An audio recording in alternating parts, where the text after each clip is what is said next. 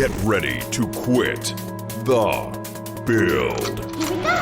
The QTB crew is rounding up all the gaming news and hot topics of the week with a little extra something. And here are your hosts, Bruno and Nick.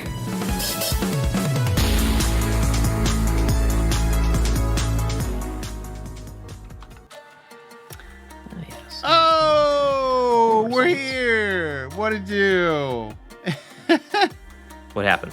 You're muted. We're there. Oh, am I? I'm There he is. what? Hey. Hey, there it is. You had to do it 2 times. I don't know why. I don't know what happened there. Yep. I'm just sitting here saying, What's "Hey, coming to go? We live? We are live. We should be live." Oh my gosh. Oh wow. Hello everybody. Hello. Seeing how that's Welcome, what welcome. you're here to see how the sausage is made, and I got news. It's not always Yes. pretty. It's not pretty. Boy, do we not edit a lot out. Boy, do we edit a lot out. No, it's not that bad. It's not that. Oh man. Okay. Well. Ah, boy. Yeah.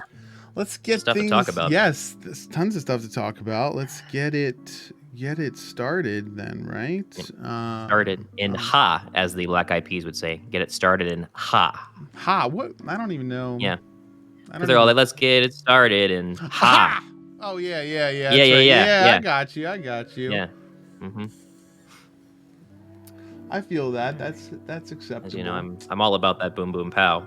So we're not mentioning our special thing. We're not doing that until the 14th, right? That is the start date for that. That is correct. Okay, good.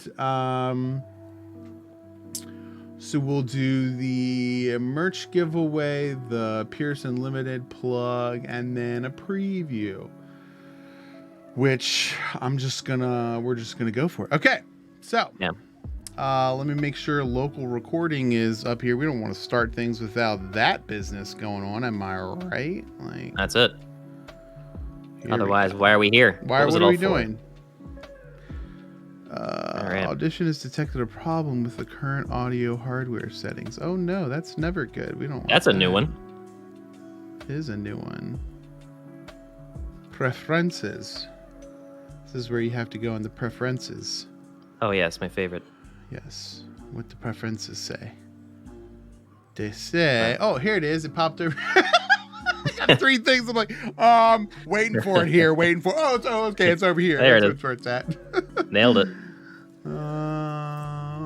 Let's see. General audio hardware. Well, we definitely got that.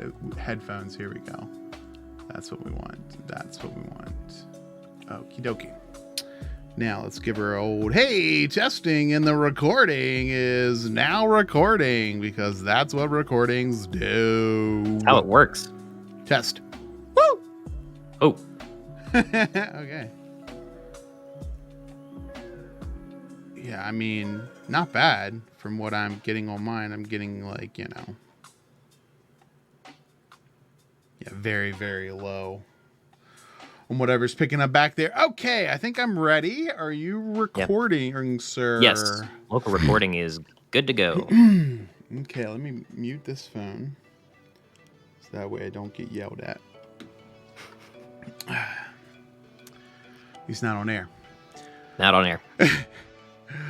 What it do? Welcome to the QTB podcast. We're so glad you could join us. My name is Bruno, and with me, as always, is my childhood friend and co-host, Nick Nicholasberg. Population Nick. How are you doing? Yeah, that was my name from when I declared myself to be an independent country, like a sovereign nation. Sovereign nation, yep. It lasted a couple days. I mean, we were a self-governing country. The Of problem course. is the import tax is how they get you, Bruno. Yeah, that's true. Did you have Yeah. your own flag, though? Because that's the main thing. Oh, man. See, No, that's we were how- working on it. Yeah. That's when you know you've made it. You made it to the big leagues when you've got your own flag. And believe it or not, there are people out there that like lean into this sovereign nation, free country type thing, and some of them just own a piece of land out in the middle of Utah, and they're just like, nobody ever comes here, so I'm declaring it the state of Clarence. And I'm like, That's right. okay, well, welcome. You do you, buddy. Yeah. Oh my gosh, but yeah. So much to talk about today, and another exciting podcast on the way. But of course, again, congratulations to Russell Island Viking for winning our last Pierce Unlimited giveaway. Yeah, he is getting shipped that sweet prize pack, and of course, you too, listening, can also win that prize pack if you just give us a review on Apple Podcasts. That will automatically get you in the running for the April giveaway, merch pack compliments of Pierce Unlimited. So make sure to check that out. And of course, today's podcast, Bruno, is sponsored by Pierce Unlimited for marketing media that works and bespoke design to power your business. Visit pierceunlimited.com. Look at him. That's go. how you do it. I'm telling you, the man is just all over it, and we really do appreciate the community that we're building here. It's amazing to see the growth week after week, and with each podcast episode that we release. So thank you again for just the amazing people that you are, for listening, for sharing. I mean, every time you share our podcast on your social medias or anything like that, it helps us tremendously. We see it. Oh yeah, we see the numbers, and we're like, up. That was probably our friends, our patrons, our Patreon subscribers there helping us out. So I'm really excited that we're just building an amazing community. And the reason you're here, obviously, is for the latest gaming news and just pop culture talk and fresh tech, all the good stuff. So Nick, what do we have going on for today's episode? Well, a little bit later, we're going to be talking about Jimmy Fallon, which actually, as of this podcast airing, will have already happened. He is getting into the Twitch game, doing a Among Us stream with some other people from The Tonight Show. So we'll be talking about that and just kind of the bigger, network TV, almost kind of moving towards Twitch and kind of the state of late night TV, right? I think it'll be a really interesting conversation. And also coming up later, a story that resurfaced about the world's biggest Switch. This is something that you have to see to believe. I posted a preview image on our Twitter, quitthebuild.com twitter.com/quitthebuild, handle @quitthebuild. We previewed that thing where this guy, he put it, I think, in St. Jude's Hospital as a donation to them, where he made this comedically oversized Nintendo Switch. And also we have the results from our QTB Community Poll talking about Titanfall and kind of what's coming down the pipeline for Apex Legends, and seeing what the community thinks there. So we'll get into that as well. But first, Bruno, the blockbuster story that has come across just in the last about 24 hours is all about E3. Ooh. So, we have had a lot of conversations about E3 in just the last couple of months.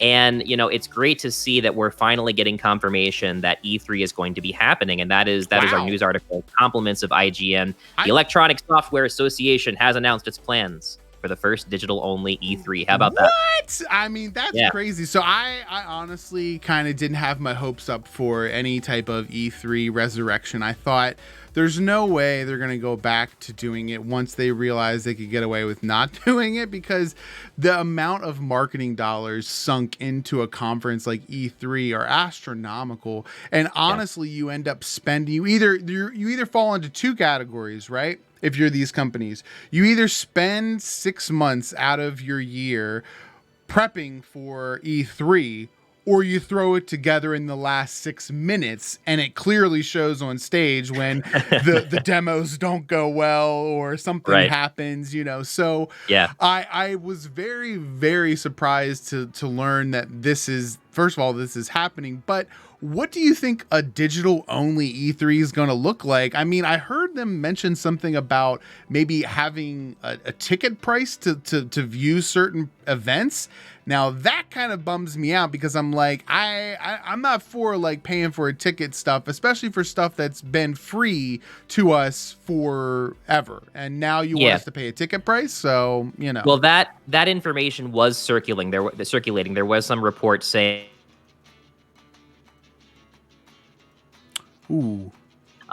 reveal of that potential news break. Hold on there, kind of Nick. made them reverse course. Could you go back there? I lost you for a half a second. What did you, right before you started that, it cut out on me.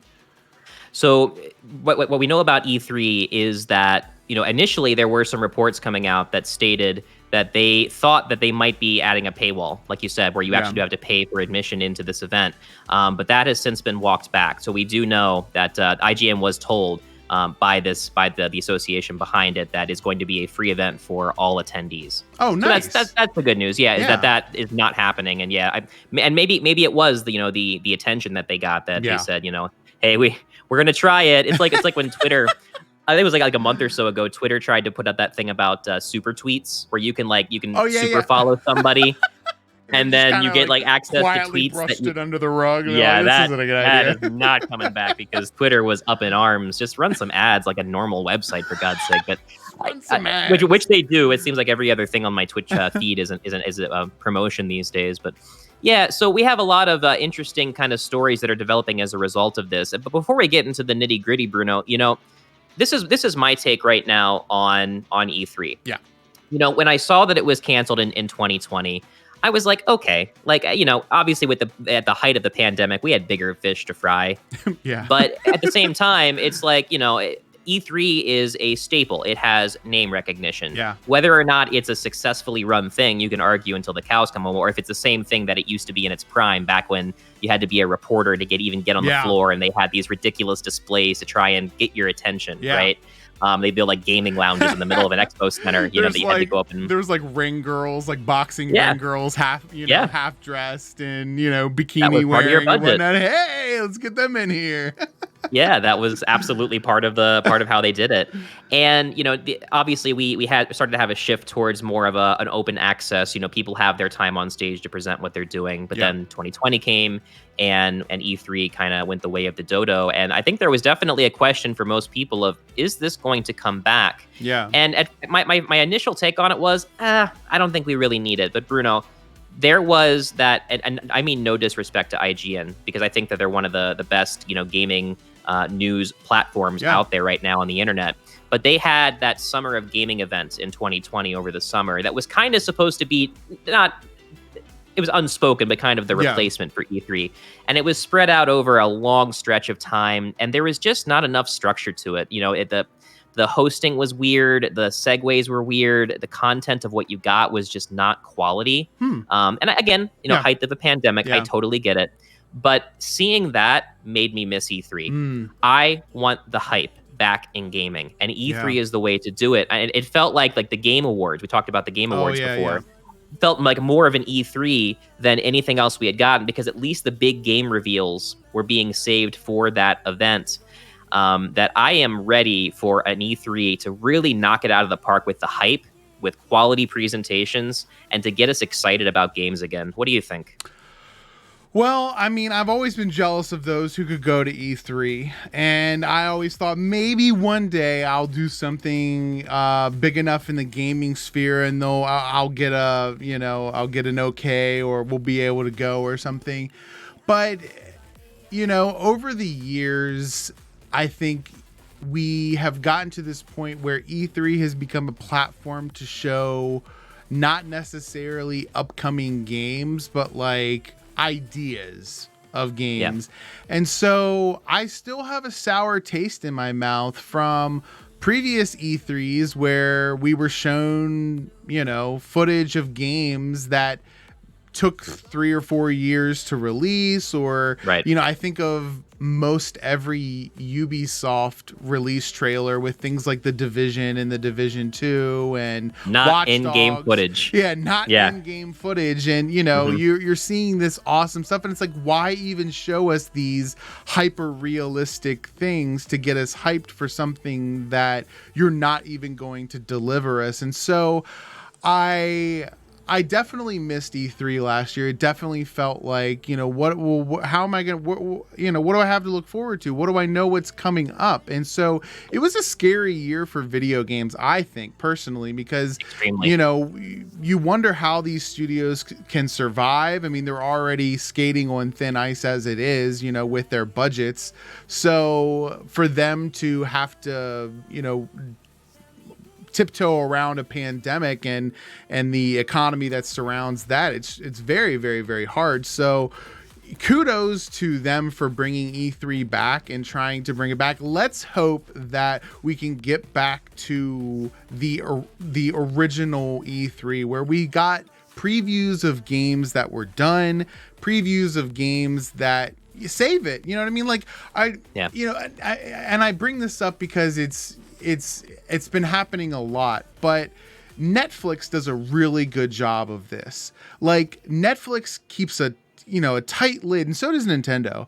But Netflix keeps a tight lid on some of the IPs and new movies that they have coming. And then they'll all of a sudden drop a trailer and it'll be like, comes out this Friday or comes out at the end of the month or something. You're like, what? And then it cuts down on like the hype factor that you have to wait for one of these, movies. And so I think that games should be more like that. We don't need to know 5 years in advance that you're making a new Halo. I don't need to know that. Like, just tell me like a month beforehand and be like, remember this awesome game? It's getting released, and then just go balls to the wall, own the gaming news cycle for a month instead of trying to compete with all these other things and be like, well, maybe it's gonna be okay if we release it alongside all these other things. Maybe it'll sift through the top, and I don't necessarily think that's the best way to go. So I'm hoping that we see from E3 a return to actual footage, actual hype, instead of like, okay, like, I don't want to come in with a chip on my shoulder, and I feel like that's what I've been doing. Teaser trailers are what the teaser trailers are what get you. Yeah, totally. Is where it's just like it's exciting, but it's like, man, knowing how the AAA cycle goes these days, right? If you're just showing me and it's the first I've heard of it, and I'm not seeing any in-game footage, like, right, mentally we're saying, oh, this has got to be 4 or 5 years out. I think it was Apex Legends that when they first announced the game, like, it was ready to go. Yeah. They were like, here it is, play it now. And I think that's one of the main reasons why that game had such a massively successful launch and is still successful to this day, is they had the right marketing strategy behind it. I want to see more of that, Bruno. I don't even want to see stuff that's like, hey, it's coming out this year. I want to see stuff where it's like, it's coming out, but you can play it right now. Like, literally the beta for this game has gone live or whatever. I know it's tough to keep that kind of thing tight-lipped with the way that leaks get out. Even if, your staff is, on the up and up. I'm sure the Epic Game Store will spoil it long before anyone else does. But, that type of release is so exciting because how can you not be hyped for that? Right. Where it's literally like, I am going to go download this and play it now, at least in some capacity. Yeah. So, and again, with the AAA development cycle, that's tough to do. Apex Legends was in a unique situation where they had the assets from Titanfall, and we'll be talking about both of those with our community poll later today. So I'll save that. But that's my favorite thing about when I get involved with E3 or a big reveal like that. I love it when something is available right away that I can sink my teeth into. Definitely. Beyond just a trailer. So, but let's get into the nitty gritty of actually what's going to be so far. Who's there? Who's going to be there, right? Like, who actually is going to decide to show up to this thing? Some interesting additions and some interesting omissions. Ooh. So one of the big ones is, and this is going to be from June 12th through the 15th for E3 2021. We already have confirmation that Nintendo, Xbox, Capcom, Konami, Ubisoft, Take-Two Interactive, and Warner Brothers Games will be making an appearance in some capacity during E3. So you got 2 of the 3 big hits. Yeah. Nintendo and Xbox are going to be making an appearance. I would guess, Bruno, that this is where we're going to see the reveal for whatever the Super Nintendo Switch is going to be. Ooh. Possibly even, a reveal trailer for Breath of the Wild 2. I think if you're going to drop it summer 2021, especially if you're aiming for a holiday release, the big triumphant return of E3. That's exactly how you do it, right? That's a big marketing pull right there. I looked at the Take-Two Interactive and the Warner Brothers games, and actually that kind of sparked my my memory for the new Batman game that's supposed to be coming out, right? There's like that. I forget what it's called exactly, but it's one where you get to play as I think it's like Nightwing, and it's like Gotham Knights or something. I think it might be what it's called, but it's another Batman Arkham type game that's coming into the sphere, and it looked really good. I was Jones to have something like that. So, I mean, Ubisoft, I'm sure will get the same type of, maybe they're working on Division 3 or another Watch Dogs game, or, who knows? I mean, there's Assassin's Creed, so there's so many IPs that they have. Ubisoft, like, Ubisoft. Yeah, they're going to do what they're going to do.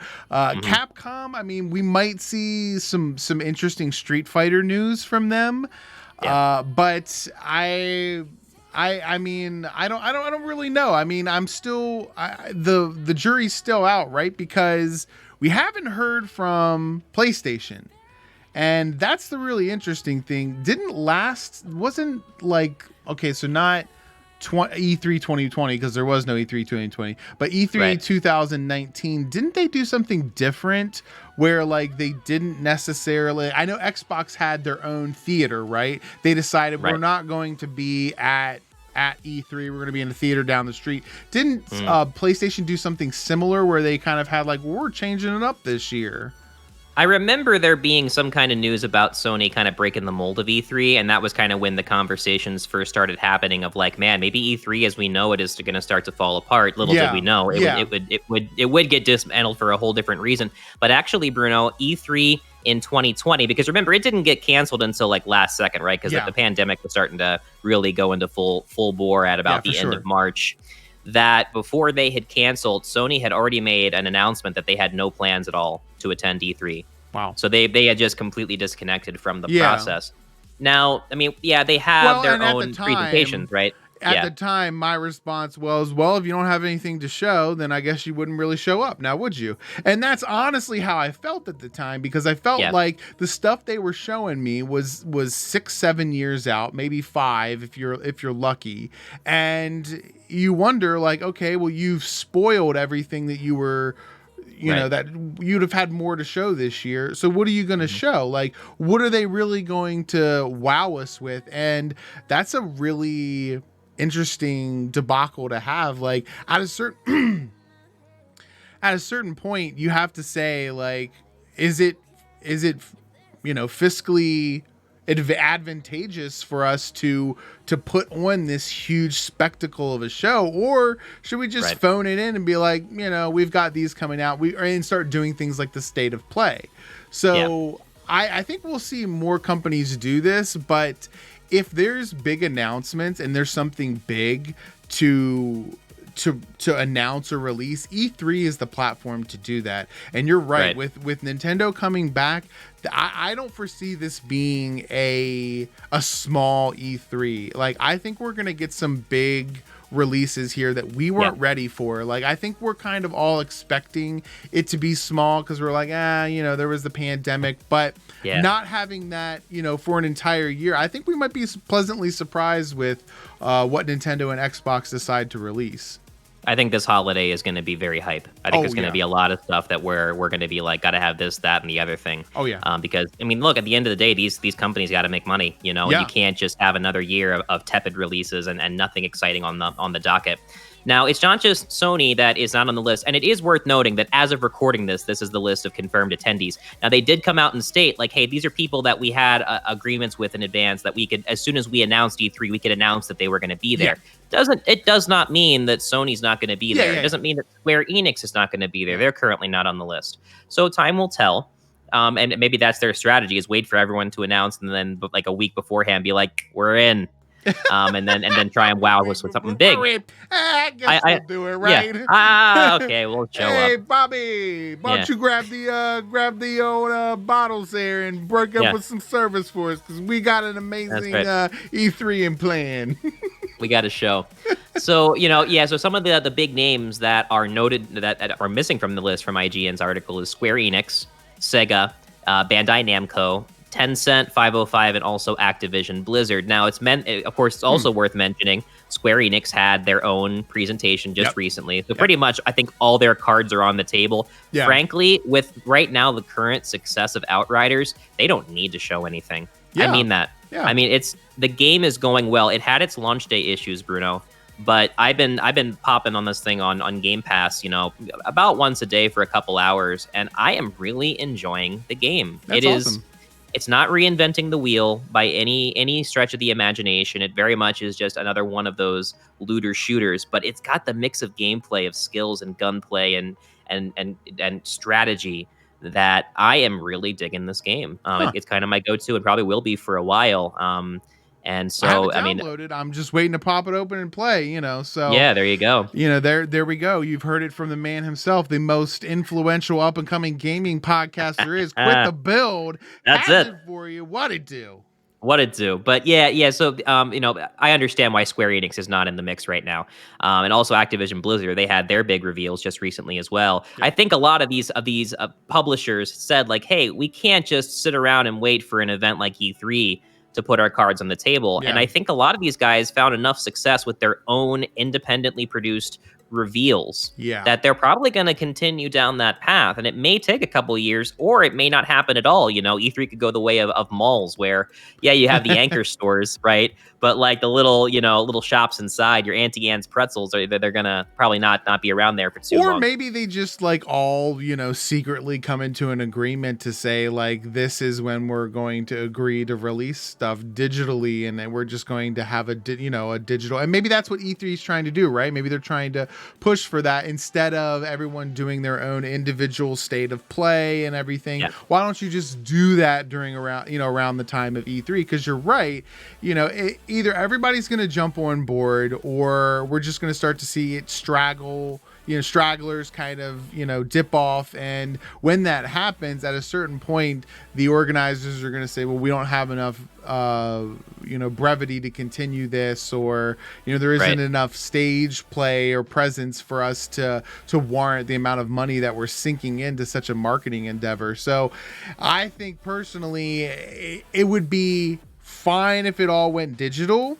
However, if I were E3, I would be worried because there's no way that they're going to get everyone else to agree. Like, it's not going to be like it was with like, $60 games when they're like, we're just all going to have $60 games and we're all going to release them on Tuesday. Is that cool with everyone? Like, like there was no, there was the only reason it happened. Like we have release on Tuesdays is because there was originally movie releases on Fridays, and there was a battle between Sega and Nintendo, and they just tried to one-up each other, and they're like, okay, well, let's release it Tuesday. Monday's a little too hard because, Monday's where we draw the line. That's where we draw the line. Everybody's got a case of the Mondays, right? We're not going to get in there, and, John's not going to fire up the coffee machine like, let's light this candle. Let's go gold, baby. Like, it's not going to happen. So Tuesdays are where it's at. But I don't think we're going to have that because, like you said, what if you can dominate the news cycle for an entire week or an entire month?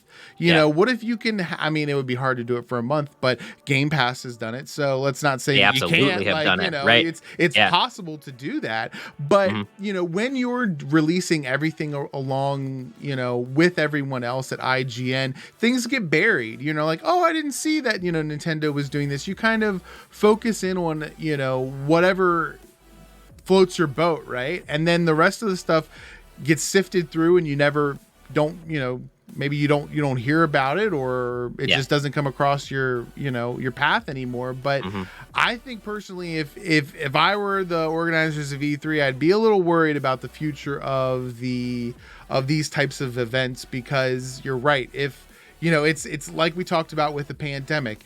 Now that everybody can prove that they can work from home and still be functional, it's a hard sell to be like, well, you got to be in the office. Well, why? Just because you want to see my face? Like, so I think we might see more companies dip off in the future. We'll see. We'll see how successful E3 is in its return. So that's really going to be the barometer.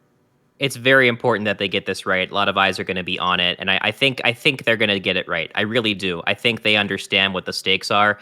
They even said in the press release for this announcement of E3 2021 that they're going to have live press conferences, a 4-day-long video stream, and a, quote, reimagined and hyper-engaged digital experience. So it looks like, at least to some effect, they're going to be trying to mix things up in their own way. And who knows exactly what that's going to look like. The caveat with that is there's a little asterisk next to the live press conference and a 4-day long video stream. It's just going to be a guy in his underwear, like eating Cheetos and between his bed and a beanbag chair. I'd watch it. I'd watch it. It's going to be like Craig's takes. Yeah. What's Craig? We're going over to the Craig cam. Craig, what do you got for us? Man, these Takis are to die for. Thanks, Craig. We'll check back with you later. I agree. Takis are to die for in general. Oh, man. Well, hey, time will tell. let's see what happens, and can't wait to see what June brings us for E3 2021. So best of luck with the organizers for that event. Yeah. Bruno, so much more news to get to, and we're going to get to it right after this. Yeah, buddy. All right. What's up, Vic? Hey! Appreciate you, buddy. Nice lurk. we need to have a little a lurk thing on there. This is what Appreciate we're talking about. You can lurk all you want, buddy. We're all about it. All Good right, timing, I will we just bring went us to break back there. in here, and we're going to be talking about Jimmy Fallon. So, Oh yeah, we're back. It is 4:19 p.m., just a minute shy of 4:20 for all you fans out there. But we do have some more gaming news to get to, and it's from one of my favorite talk show hosts. I mean, just the man in general, former Barry Gibb impersonator, Jimmy Fallon. What it do? talking a lot on the Baby Gibb Talk On Show. the Barry Gibb Talk Show. Talking about issues. Talking about crazy cool medallions. Oh my god. And chest hair. And chest hair, yeah. Talking about chest so hair. funny. You're one of the greats. Anytime him and Justin Timberlake got together, magic, absolute TV magic happened. But yeah, so Jimmy Fallon is kind of innovating, what it means to be a late night talk show, I think, Bruno. So, we have seen this kind of thing happen before. It's not the first time. We have seen celebrities go on Twitch and have these big streams. Yeah. But this one, I think, is a little bit different in the sense that he's making his streaming debut. For Jimmy Fallon, it's a first. Yeah. And they're going to be playing Among Us. They're going to have some people. And again, this is as of this podcast airing. This will have already happened. Yeah. Where he's going to be playing with some celebrities along with some members from the Roots crew. Of course. So Questlove will be in the mix. Gotta have him. Yeah. So they'll be playing Among Us, and that'll definitely be cool. I'm going to be watching what happened on that stream after. Oh yeah. After we record this for sure. But it's important to spotlight this. There's not a whole lot of news to talk about in terms of it happening. It's just something that they said they're going to do. Yeah. But it's important because the Tonight Show is behind this, right? Yeah. And we have seen things happen a lot more in the past. We talked about this, where Twitch is such a great place for celebrities or any big name that wants to kind of leverage their clout in order to create an interactive experience where people can talk to them, like Snoop Dogg's now legendary meltdown on Madden. It's all with good intentions because it's a place where people can come and watch what you do. I mean, we're in the age of streaming when it comes to content creation machines like Twitch, like YouTube gaming, like Facebook gaming, and it's very cool to see a late night talk show try and reinvent themselves, Bruno, because I think you can agree with me that late night TV is not where it used to be in terms of not only viewership, but just how newer generations are consuming that kind of media, right? Exactly. You're 100% right. I was thinking the exact same thing, that I haven't watched late night talk shows in forever, but I do watch the clips all the time. So I take those individual clips that they upload to YouTube, and I watch those I'm sure, I can get exactly what I want. Just the monologue, just the jokes, whatever it may be, whatever topic they're actually talking about. And I think it's true. And not only that, and I listen, I like Seth Meyers. I like Jiminy Kimmel. Jiminy Kimmel. I like Jimmy Fallon. But I will say that Jimmy Kimmel is very out of touch with things like streaming Twitch and what he's tried to have Twitch people on the show before, and he ends up just making fun of them really for what they're doing instead of embracing it. And I think that that's that kind of irks me a little bit, just because I feel you don't alienate people that are supposed to be who your target audience is. You're alienating these people because you don't understand playing video games. Even Conan doesn't understand video games, but he's still let's play, let's figure out he embraces it. Yeah, he embraces it, exactly. And that is one of my favorite segments with Conan. I love that they started doing that, the Clueless Gamer segment, I think they called it. Yep. Right, where and I love that he was able to make it into a thing because I mean Conan's all about self-deprecating humor, right? Yeah. That's just what he does. And so of course he's going to lean into the fact like I have no idea what these video games are about. And he's not mocking the games but just mocking his himself, understanding of the games. In a way that only Conan could. And it was when I first started to see those segments that I really started to identify more with what I was watching. And I mean, I was already a fan of Conan, but you're right, Bruno. Myself, like a lot of millennials and even younger and even older, I don't think it's confined to one generation, are cord cutting. Yeah. We are not consuming this media. We don't have access to this media in the way that we used to. And a lot of these shows aren't willing to put themselves on streaming platforms like Hulu and Netflix in a way that you can easily access them. So a lot of these shows, ever since Stephen Colbert went to late night there, I haven't seen what he's been up to in a very long time. Yeah. That's a shame, but it is what it is. And as long as you are putting that type of program behind that wall of you have to have access to network TV, we see what's happening. Every major service now is on their way or already is at a streaming platform. That's not going to work. I'm telling you, it's not. Right. Like, we've talked about that before. There's no way that and Paramount Plus is the perfect example because before it was Paramount Plus, it was CBS All Access. And they had just like CBS shows, which was like, okay, why? It's like the Peacock. Why would I do that? Yeah. Why would I subject myself to one station just for The Office? I don't think so. Like that's not happening. That is you put your eggs in a basket that had a hole in it. Like there's no way I'm going to do that. So for me, and I don't mean to pull my hipster card here, but I cut the cord back in like 2007, 2006, mainly because I couldn't afford it.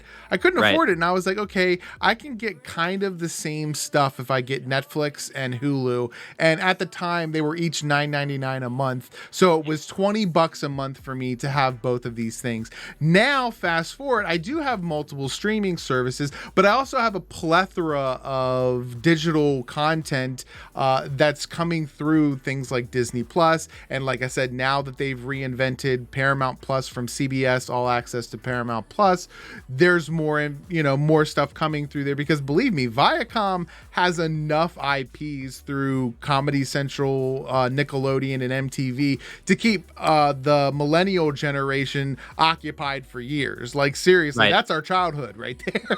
It's like every bit of our childhood into tweens and teens. Like we were all that's how there. They get you. Yeah.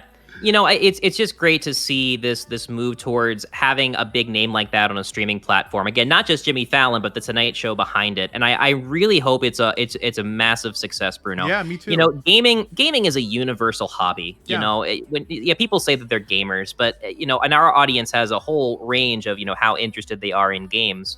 And it's very important to understand that if you want to capture these younger viewers, you have to find ways to do that. And it's not going to be through the same formula of network TV. And executives are picking up on that. And I think that, as we start to see more people like Jimmy Fallon take over late night TV as just time naturally progresses, I think we're going to see more like this, Bruno. I mean, just imagine hypothetically if there was a show like Jimmy Fallon where the format was you're on Twitch, you're interviewing, AAA celebrities, AAA, like their games, A-list celebrities. Yeah. And, afterwards, like you play a game together. Like that's the format for the show. It's like a mix of like Meet the Press and Nick Arcade. I mean, I would be watching that probably almost every night. Especially when it's in a live format, because that Twitch format where you can interact with other people. Oh yeah. And we're chat. Very much. Yeah. Listen, and the chat. I mean, that's the best thing to ever happen to chat was the Bob Ross channel. Like when they put Bob Ross on Twitch, like I knew I was like, and then they actually put like the entire Pokemon series on Twitch. Yeah. That was so fun. It was so fun to spend every day watching like Pokemon with like thousands of other people that were like typing in the chat of like what was happening, or like, oh, like, Ash, like, bit the dust on that one, or, come on, Pikachu, get him. Like, I think that we're really on the precipice of something interesting when it comes to like being able to chat with other people that are watching some type of streaming thing. And I think about like Spotify's feature of like listen now. So there's a Spotify feature where you can listen to a song and then playlist, whatever it may be. And then streamers like ourselves or influencers can share that, and you can listen to it in real time with them as they're listening to their playlist, whether it's on stream or during a workout or something. And I think if we took that and kind of amplified that with a chat section, I think it would be hilarious to watch like every show with a chat section. Like I would want to watch shows that I've never watched before. Like my wife would be like, I'm going to watch This Is Us and I'm going to cry. So I'm going to go to the bedroom. And I'd be like, I want to watch it with you with the chat on. Like, yes, I want PogChamp everywhere. Right. I want to see what they have to say about every little thing, because it's almost like Mystery Science Theater 3000, right? You've got tons of people in there, and sometimes like the chat is the most interesting thing about the whatever it is that you're watching. The fact that you have that interaction with them, you're so right. And as we move into more chat features like that, I really hope that we see it with other platforms, because why not give people that opportunity to sit there and connect with each other? I would do it. I would want to watch it. I think it's hilarious. Like I said, I love that kind of backseat gaming style commentary. Oh, it's fantastic. I mean, I just as soon as I heard this, I'm like, that's awesome. And we have seen big streams happen before, where we saw, like, I think it was Alexandria Ocasio-Cortez. She also AOC. streamed Among Us, right, as a part of like raising awareness about voting and that kind of thing. Yeah. And of course, Jimmy Fallon is very much a gamer. I believe his show was one of the first to have a reveal of the Nintendo Switch back in 2016. Oh, wow. So, I mean, he's very much connected like that. And I think that if you're going to have that type of personality going forward, you need to have someone in their credentials that they are able to connect with this audience that is increasingly more and more integrated into not just gaming but streaming services. You have things like like Clubhouse style audio now, that kind of thing, where people can like tune in to live sessions of listening to big names talk about things. Oh yeah. And kind of be in a community of people that are listening at the same time. And so Twitch is the only thing. Yeah, NASCAR does that. Yeah, so when you go to like a NASCAR race, you'll see tons of people on with like huge earphones like this, and everyone's always like, what are they listening to? They're listening to the drivers. Like, you can listen in to the drivers, the pit crew, hear so cool. everything what they're saying and get so much more depth, immersion. Exactly, immersion from what it is that you're participating in. And I think those levels of integration are truly amazing. I mean, I think about things like AR technology and the HoloLens. Microsoft just landed that huge HoloLens deal with the military. I mean, how cool would it be to like have a set of glasses that you could like turn on tablet style and then maybe get a heads up display of, IMDb information regarding the TV show that you're watching, or you could have something where it would have little trivia pop up for you, like pop up video, brought in from like IMDb of all the little trivia things. I would be on board with that so quick. Because that's all what I'm doing anyway on my phone. I'm like, what else did she play in? Let me IMDb this really quick. What was she in previously? Oh, that's what it is. Right. Yeah, I think we're still a ways off from AR technology being, mainstream enough that it's possible. Niantic, actually, the people behind Pokemon Go and Ingress, were teasing, I think just last week, about like a sneak peek, not like an image basically of their AR like glasses that they're trying to create. So I mean, look, people are pushing for this, and they have the backing of Google, so it's very much possible that we could see something like that. But just in the short term, I think it's awesome to see someone like Fallon do this. I hope it's an overwhelming success. I hope that the numbers are just too big to ignore for The Tonight Show and for NBC, and that this is kind of the thing that kicks off a new wave of big name personalities taking their formats into the Twitch sphere, where talk shows are already a thing, right? Like we're right now, we're streaming as a talk show. at twitch.tv/quitthebuild. So, it's great to see a big name kind of have that same idea and run with the format. So definitely we'll be checking that out. But Bruno, we got another story here. What do we got? And this one is pretty fun. This is the one that we previewed there on our Twitch, or rather our Twitter. I get Twitch and Twitter. Twitcher. Yeah, exactly. Twitcher. But no, so it's about the world's biggest Switch, man. Hey, this thing is absolutely massive. It's so not this edible, guy, is it? You should not eat it. Okay. You should not. I would not recommend. Oh, yeah. Could you imagine the amount of bitter taste that they'd have to put on a Nintendo Switch cartridge this big?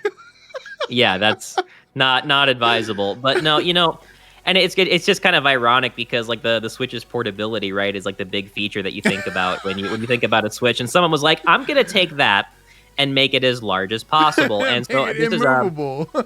Yeah, hat tip to CNET for this article. And this is about a guy, an engineer. His name is Michael Pick. He's known as the Casual Engineer on YouTube. That he decided, what else would you do with a Switch if you're an engineer? Obviously, you're going to make it 650% larger. Nice, yes, and as one does. As one does. And so he created this absolutely mammoth Switch that it kind of looks like a frame for a TV, but it's a lot more because it is a 65-pound, fully playable Nintendo Switch. Whoa. This thing is like, so it measures out at about 6 feet by 2.5 feet. And it's a larger than life thing, and it's essentially when you actually look inside and see like what is the inner contents of this device. It's just a TV that's been docked, like it's a docked Switch inside, right? That's connected, and then like he's got everything rigged up so there's these larger than life size buttons and Joy-Cons that are actually like moving the little tiny Joy-Con that inside. Seems like something you see from like Disney. Like I went on a Disney cruise when I was younger, right? You got the big red boat, but after they were the big red boat, they were regular Disney Cruise Line. And I remember they had like this like kids zone, right? For like I don't know, like 11 to 14-year-olds, 13-year-olds, something like that, 10 to 13-year-olds. And they had something similar, but it was Nintendo 64. They had like a huge controller in there that like had like a big joystick and whatnot, and that's how you got around the played the games was with a giant controller. So this has definitely been done before. Not that it's not any less cool, but it totally feels like something you'd see at like Nintendo World. You go in there, play the largest Nintendo Switch. So the only bad thing about this is that Michael's probably gonna get like a cease and desist letter from Nintendo. Oh, they're probably drafting it as we speak, boy. That's what they do. You can't do this. It's right. You can't make a larger version. You can't put a Switch inside of a Switch, which is what he did. You can't do it. Don't do it. We're coming for you. But no, it's essentially just, like the thing is rigged up so that you push a button and there's a little thing that pushes the little tinier button on the Joy-Con. And so it's a fun idea. It's not something that's actually practical, but obviously he's going to get some clicks on YouTube because of the shock factor. Like, how big is it physically? Well, the guy showed like a picture of him holding it, and like you could barely see him. So take that for what you will. Like it went from his neck down to like his below his waist. So it's the thing is absolutely Wumbo sized, and it's actually intended W for Wumbo, right? SpongeBob reference. Yeah. Did you try W for Wumbo? It's on a 4K TV. And it is actually being made for St. Jude's Children's Hospital. So the guy's awesome. Yeah, the guy's doing it for a good cause. Now, do I want to sneak into St. Jude's Children's Hospital to play this thing? Absolutely. I'll work that part out later. Well, that makes me have, more faith that maybe Nintendo won't look at this and be like, okay. Oh, they'll still do it. Could you imagine them like, they use like the St. Jude's like commercials all the time, and there's all the sick kids in there, but they're all so bright and shining and smiling because they're kids, right? And then in comes like Nintendo Bowser to take away their console. Bowser, either one really, CEO or actual Bowser comes in. Right, we have two Bowsers now. Yeah, and just like, give me the game, kid. But sir, this is our only form of entertainment. I don't care. It's mine. C and D, you've been served. Oh boy. But yeah, it's a great idea and it's for a great cause. It reminds me of, always remember going into like dentist office or like doctor's offices where they would have like some kind of video game display or setup for kids to play. Where did you go to the dentist? Apparently really cool right? dentists, really cool doctor's offices. But they would have like these like weird like they had when I went to the dentist was a tooth chair. It was a chair shaped like a tooth. And that was the coolest thing for me. That's all you need, right? I mean, if the kids are cool with it, that's it. But no, so you went in and there was actual video game machines. Yeah, like they were almost set up like those, like when you walk into a Walmart, there'd be like those, like a PS2 controller that's like on like a weird like mount, and like there'd be a game like already on there and you couldn't control what game it was, and it was like kind of man. Right. It was like created to be its own, probably. There's probably a Toothman game out there. That IP, I don't know. There was a game for I think it was Super Nintendo, about a guy that was like teaching kids about diabetes. I think it was Novolin Man. Oh. So I'm serious. Like, it was a real game. Insulin Man. So, yeah, I mean, you can have a game about anything, as far as I'm concerned.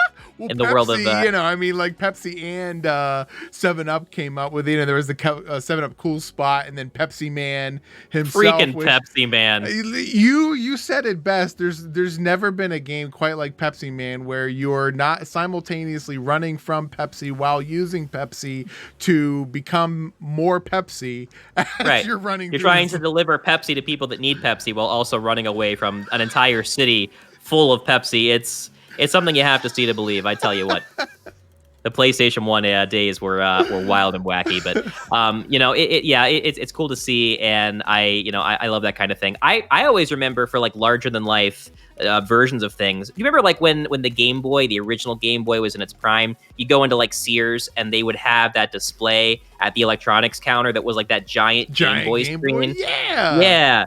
Like that kind of thing was so cool, and it was obviously uniquely made that you could play in that way.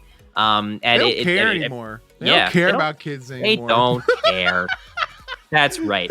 They don't care about. No, that's not true, because kids get way cooler toys now than we ever did. Like, listen, for sure. I look at like some of the stuff we had as kids, like the masks, the Spider-Man masks, or Power Rangers outfits, and then you go into a store nowadays for like Halloween, and it's like they have an actual Power Rangers like whole mask and setup for kids. You're like, what? It's an actual functioning helmet. They didn't have this when I was little. It's a heads-up display in here.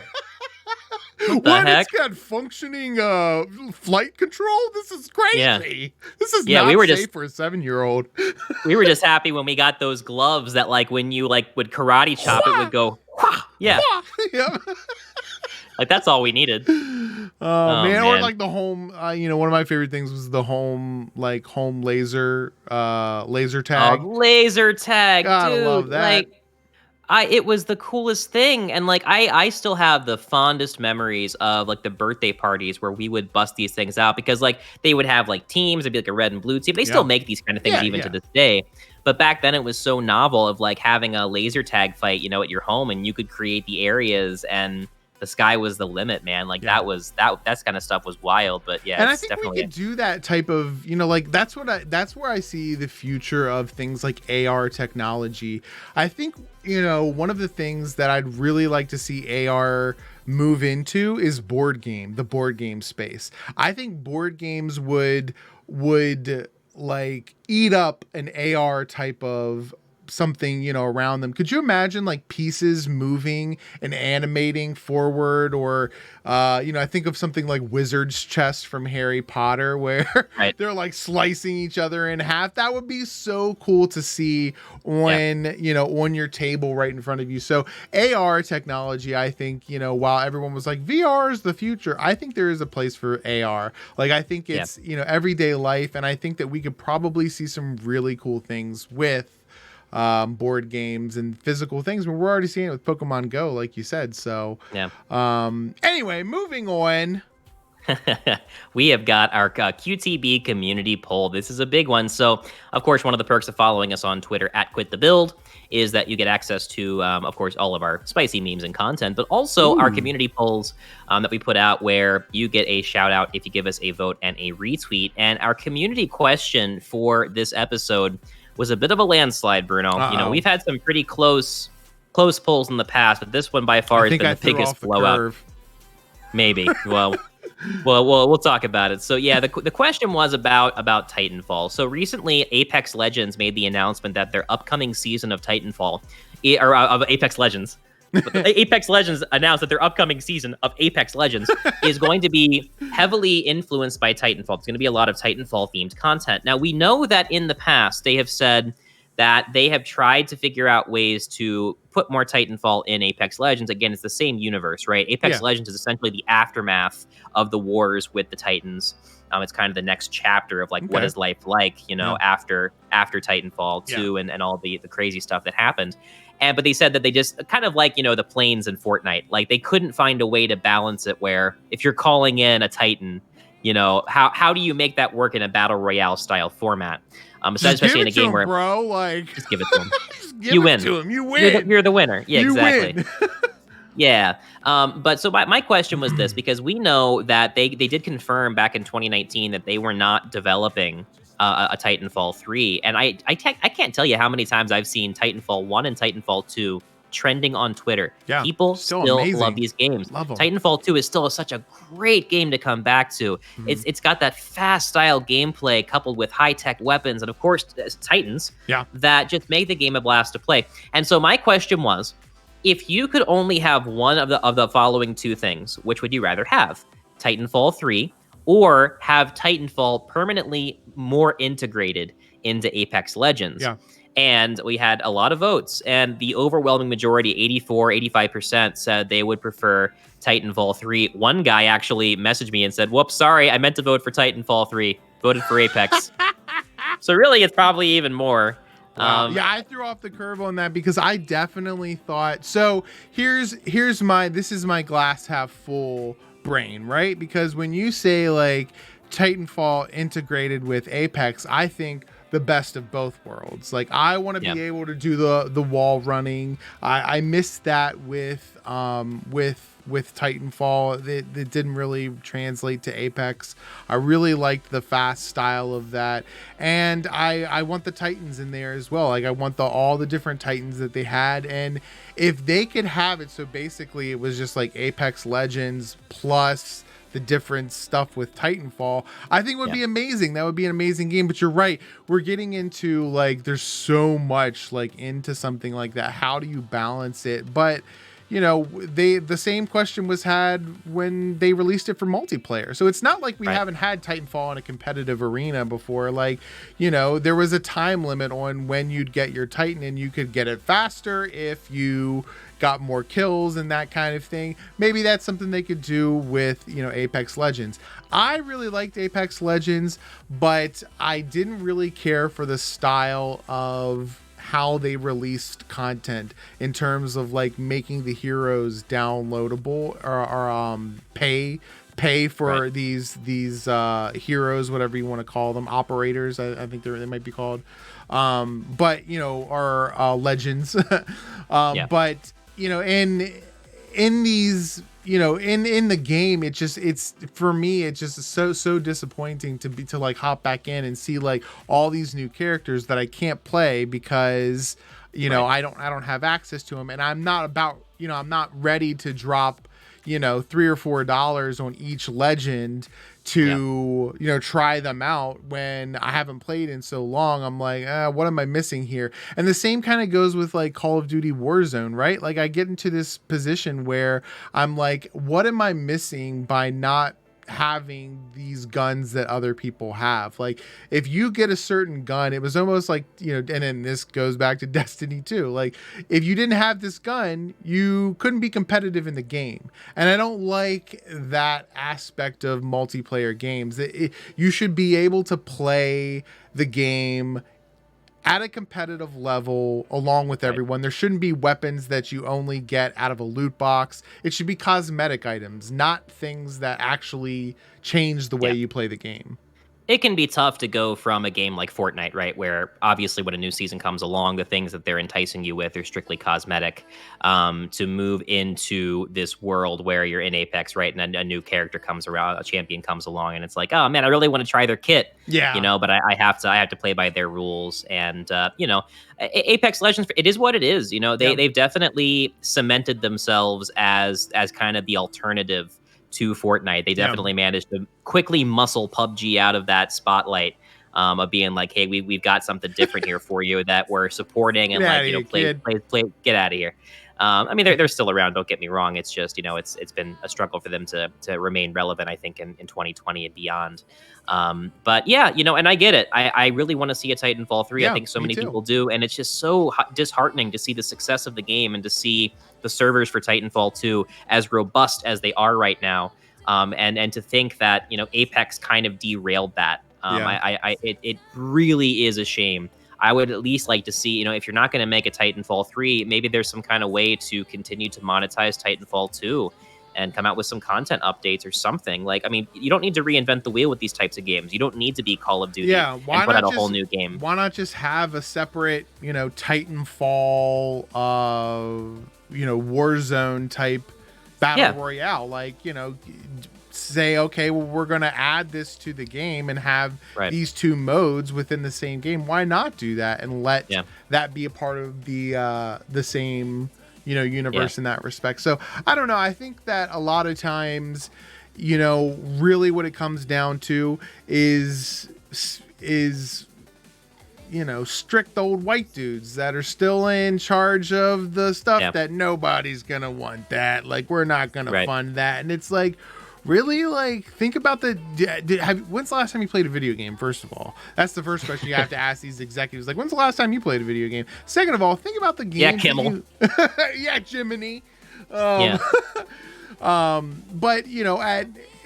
a certain point, you have to wonder, like, what could we gain from just thinking like a kid and saying, let's add it, let's just do it. And I think that's what Fortnite really does well. They don't look at something and say, that doesn't really fit into the game. They just throw it in the game, and then if it doesn't work, we'll try it. Yeah, well, you know, and people will dip off, and then, they'll be like, okay, so we saw a dip off in that. Let's take the plane out, and then we'll try something different. We don't want the plane. So whatever. I mean, I think it's just something that you can try things and not get rid of your player base. Like, they're not a one and done thing. It's not like, I'm never going back to this restaurant again because I got food poisoning. Like, it's not the same. It's not the same effect. You're just like, I don't really care for planes in Fortnite. I'm not going to play this for, a little bit. And then they get rid of them. You come back and you're like, oh, okay, now it's better. So I think both me and my wife have probably gotten like some form of food poisoning from Chipotle probably twice in our lives, and we still come back. You still go back. We take like a 6-month hiatus. Like, we stick it to the man, but eventually we're like, man, we stick it to the man.